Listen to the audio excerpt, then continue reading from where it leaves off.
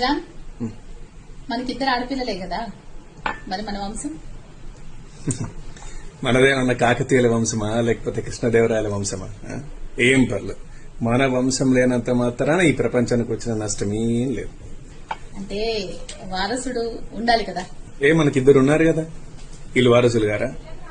ఒకటి అడుగుతా చెప్పు, ఇండియాస్ ఫస్ట్ ప్రైమ్ మినిస్టర్ ఎవరు? నెహ్రూ కదా. ఎంతమంది వారసులు ఉన్నారు ఆయనకి?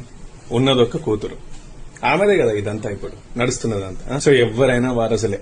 లెగసీ కావచ్చు, పేరు కావచ్చు, ఏదైనా సరే ఎవరైనా నడిపిస్తారు. దానికి కొడుకే ఉండాల్సిన అవసరం ఏం లేదు.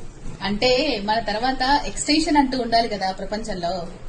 అరే ఇప్పుడు వీళ్ళు ఎక్స్టెన్షన్స్ గారా అయింది, వీళ్ళతోనేమి ఉండదా అయింది. నెక్స్ట్ సరే, అసలు నువ్వు ఉన్నోళ్ళ సంగతి మాట్లాడుతున్నావు, అసలు లేనోళ్ళ సంగతి. India's X prime minister Atal Bihari Vajpayee, ఆయనకి ఎక్స్టెన్షన్ ఉందా? మమతా బెనర్జీ, మాయావతి, జయలలిత, అంతెందుకు present prime minister Narendra Modi, ఎంతమంది వారసున్నారు? వాళ్ళందరూ కావాలనుకుంటే పెళ్లిళ్ళు చేసుకుని పిల్లలు కానీ లేకపోయే వాళ్ళ. వాళ్ళకన్నా గొప్పలమా మనం, వాళ్ళకన్నా గొప్ప వంశాలమనే ఎక్స్టెన్షన్ అదంతా ఏం లేదు జాన, అంత భ్రమ. ఏదో సరే ఉన్నామా, మంచిగా ఉన్నామా, మంచిగా బతికినామా, నలుగురికి ఏమన్నా సాయం చేసినామా, ఇంక పోయినామా. అయినా మనమే పోయిన తర్వాత మన వంశం ఎట్లా ఉంటే ఏంది, ఏమైపోతే ఏంటి? ఓ పని చేయి,